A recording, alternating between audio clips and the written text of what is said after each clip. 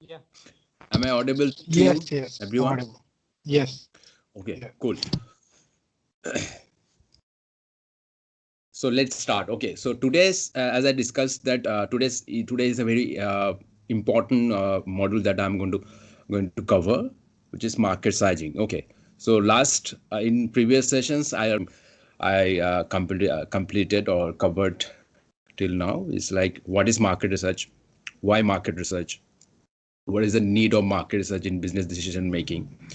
Okay, and then the 4 by 4 matrix, okay, of business decision makings, and how market research can help in every market scenario. Okay, and then product life cycles, how market research can help in every product life cycles. Okay, and then what is syndicated market research report, what is customized market research report, and then uh, research designing I already covered. Okay, and then research design and research methodology includes your primary research and secondary research. Okay, and the qualitative research and the quantitative research and all this. Okay, so now today's session is about your market sizing. So I hope you all guys understood that the previous sessions. If you have any queries, still you can ask me. And I think yesterday session I already taken that Q&A sessions, and you guys having your I mean every questions answer. Okay, so now uh, today's I'm going to start with the market size. Okay, so I'm sharing my screen. I already shared that screen, so let's start. Okay.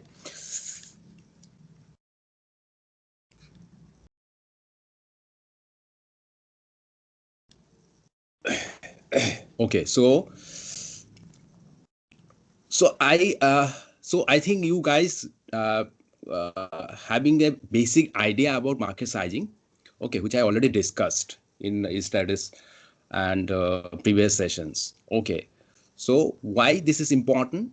Because if any business decision making, or any entrepreneur or business, any director of any company, they wanted to start a business or trying to start a new product. Okay, then the first thing they need to do is the understand the market size. Okay, that gonna help them to understand the targeted customer, you can say the targeted demand. Okay, so that's the reason that this market sizing is very much important to understand if you wanted to start your business. Now this is market sizing is basically uh, minimizing the risk of your business and maximizing the return on investment, ROI. Okay, so this is basically, which I already discussed, that there is lots of what can I say, that decision making backed by market research that includes a new market entry. Okay, geographic expansions. Okay, new product developments. Here you can see. Okay, mergers and acquisition due diligence. Okay, large scale capital investment, and general strategic planning. So these are the points which I already covered. I hope you guys aware about this now. Okay, now how market research can help on new entry market. Okay, on new market entry. Okay, and then if any company wanted to expand their business, I have given an example of Ola. I hope you guys can remember the Ola example. Ola company, they started their business from Bangalore, India, and then they wanted to, in 2018, they expand their business in UK. So for that at that time they wanted to expand their business in geographic region in UK. So at that time market research can would have helped them, and I think helped them a lot to understand the UK's demand, UK's business, whether they will survive in that industry, in that UK region or not. Okay, so now new product development. Okay, so now the new product development mean if any company wanted to start or develop a new product.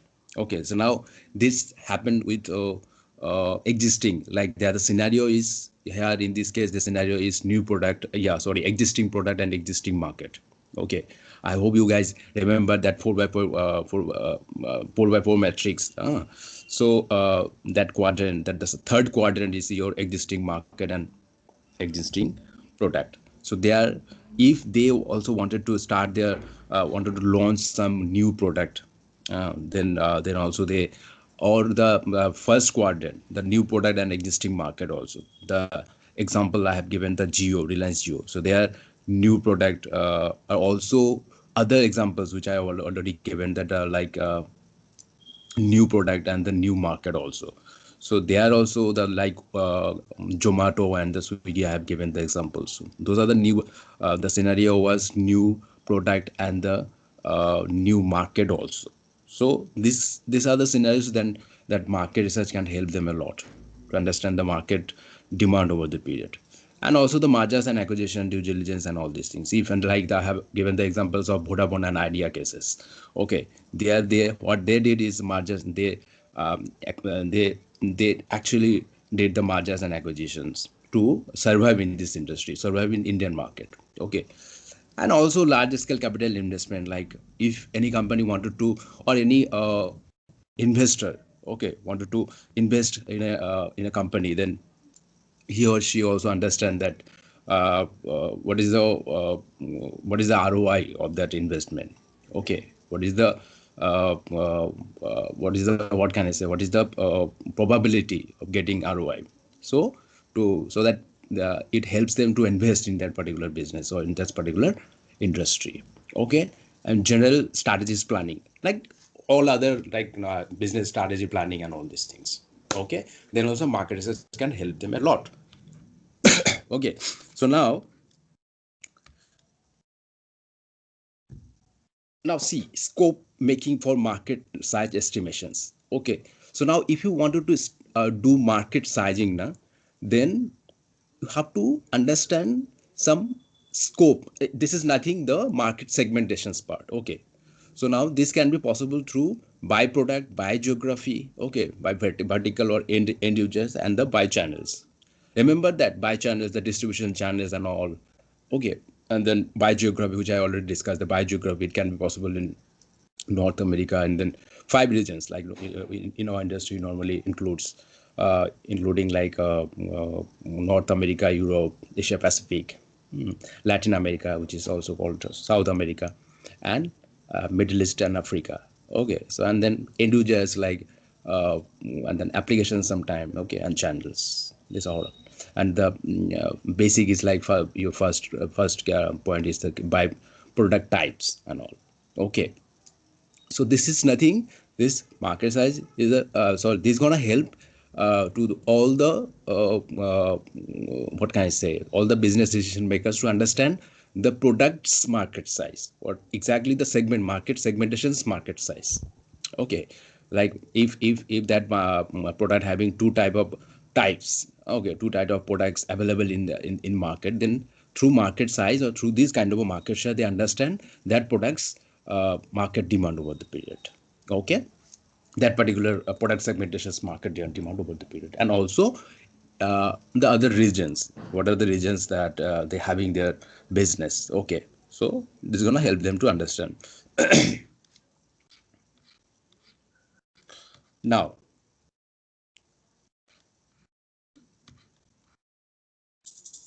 Now this is very much important to understand.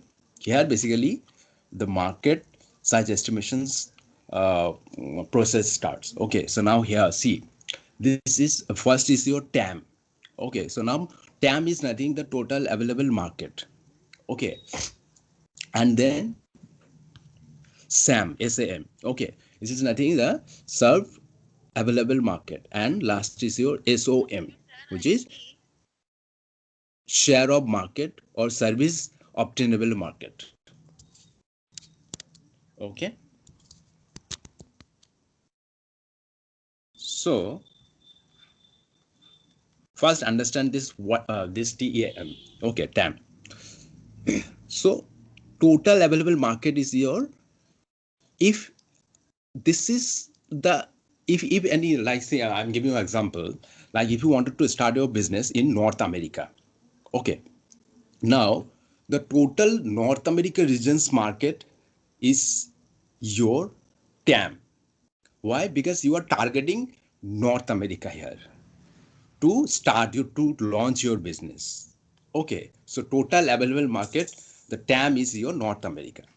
So here see the figure itself saying this is your total global market, 275 billion million, and your TAM is the percentage of global total market.